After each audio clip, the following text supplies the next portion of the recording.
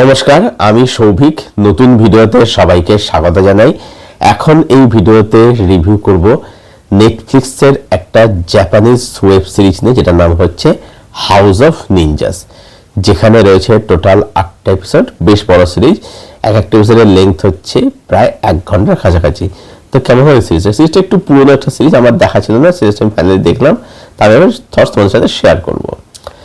তো এখানে যেটা দেখানো হচ্ছে গল্পটা, সেটা হচ্ছে যে একটা ফ্যামিলি যার সাথে নিনজা ছিল, তারা কোনো একটা কারণে দেখানো হচ্ছে, তারা সেটা কাজটা ছেড়ে দিচ্ছে। তারা খুব সাধারণ জীবনযাপন করে, বাট সেই জীবনটা তাদের ভালো লাগছে না। এবার তাদেরকে আবার ফিরতে হচ্ছে। কি পরিস্থিতি, কি বৃত্তান্ত যাবতীয় জানতে গেলে তোমাকে নেটফ্লিক্স থেকে সিরিজটা দেখতে হবে। সিরিজটা হিন্দি ডাবিংও আছে, হিন্দি ডাবিংটা কিন্তু বেশ ভালো। এবার ভালো দিক কি, খারাপ দিক কি, তো আমার কিন্তু সিরিজটা বলবো যে বেশ ভালো লেগেছে। কিন্তু আমার মনে হয় সিরিজটা কিন্তু মানে অসাধারণ লেগেছে, কিন্তু আমার সিরিজটা আরও বেটার হতে পারতো। প্রথমে বলি সিরিজটা আমার কেন বেশ ভালো লেগেছে। পজিটিভ দিক, এই সিরিজের মধ্যে প্রথম কথা চলতে অ্যাকশন সিকোয়েন্স দিয়ে ডিজাইন করেছে। সিরিজটা টেকনিক্যালি কিন্তু ভেরি ওয়েল মেড। এর মেকিং বলি, প্রোডাকশন ভ্যালু, সেগুলো কিন্তু টপ নচ। এবং এর অ্যাকশন যেভাবে ডিজাইন করা হয়েছে, নিনজা অ্যাকশন মানে শর্ট ফাইট, সেগুলো দেখতে ব্যাপক লাগে। সেগুলো যেভাবে শর্ট মানে শ্যুট করা হয়েছে, দেখতে অসাধারণ লাগে। এখানে যে অ্যাকশন যে খুব বেশি আছে, মানে তুমি যদি অ্যাকশনে এখন যদি কোয়ান্টিটি খুঁজতে চাও, তাহলে তোমাকে হতাশ হতে হবে। বাট তুমি যদি অ্যাকশনের কোয়ালিটি খুঁজতে চাও, তাহলে তুমি কিন্তু পুরোপুরি 200 স্যাটিসফাই কিন্তু হবে। এবং এখানে অ্যাকশন শুধু নয়, তার পাশাপাশি এখানে প্রতিটা অ্যাকশনের পেছনে একটা কিন্তু বিল্ড আপ রয়েছে, ড্রামা রয়েছে,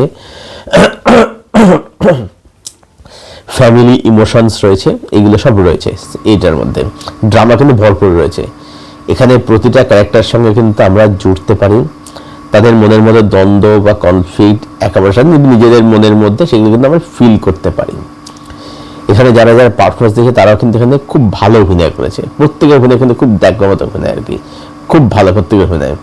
এবং সেটা যে নোটে শেষ হচ্ছে, সেটা কিন্তু অবশ্যই কিন্তু ভালো। ক্লাইম্যাক্স কিন্তু দর্শক কিন্তু মজা দেবে, হাই দেবে আর কি। তো এগুলি ছিল হচ্ছে এই সিরিজের মধ্যে পজিটিভ দিক। এবার যদি সে সিরিজের নেগেটিভ দিকে, সিরিজটা কেন আমার মনে হচ্ছে যে আরো বেটার হতে পারতো, তার কারণ হচ্ছে এই সিরিজটার মধ্যে যেটা সমস্যা হচ্ছে যে যখন অ্যাকশনগুলো হচ্ছে, অ্যাকশনের সময় না গান চালানো হচ্ছে, গান বাজছে, গানের মধ্যে অ্যাকশনটা হচ্ছে। এবার এটা একটা ডিফারেন্ট অ্যাপ্রোচ হতে পারে, কিন্তু এখানে যে লেভেলের অ্যাকশনটা দেখাচ্ছে না, সেখানে কোনো হাই অকটেন কোনো বিজিএম এর দরকার ছিল, যেটা কিন্তু অডিয়েন্সকে, দর্শকদের মজা দেবে, হাই দেবে। অ্যাকশনটা টেকনিক্যালি ওয়েল মেড, দেখতে ব্যাপক লাগছে, কিন্তু ওখানে যে গান দিচ্ছে, যার ফলে কি হচ্ছে, জিনিসের মধ্যে কিন্তু মিসম্যাচ হয়ে যাচ্ছে, এই একটা। আর দ্বিতীয় হচ্ছে সিরিজটা না আরো বেশি করে ছোট করে ক্রিস্প করা উচিত ছিল।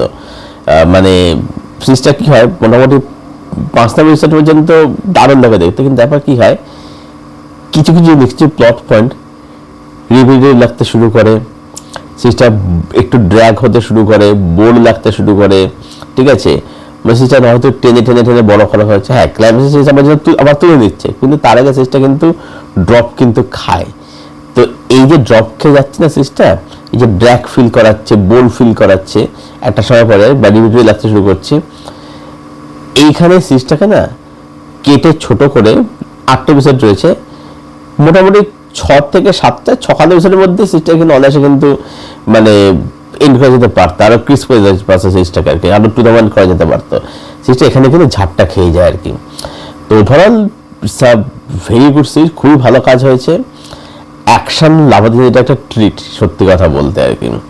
তা আমার দিক থেকে হাউস অফ নিনজাস এই সিরিজটাকে রেটিং থাকলো 7.8 আউট অফ 10। এই ছিল আমার রিভিউ নেটফ্লিক্সের Japanese series house of ninjas নিয়ে। তো যারা এখনো পর্যন্ত দেখোনি, দেখবে বলে মনে করছো, অবশ্যই দেখে ফেলো, বাট খুব হিউজ এক্সপেকটেশন রেখো না, এটাই বলবো। এটা পার্সোনাল ওপিনিয়ন আমি বললাম আর কি।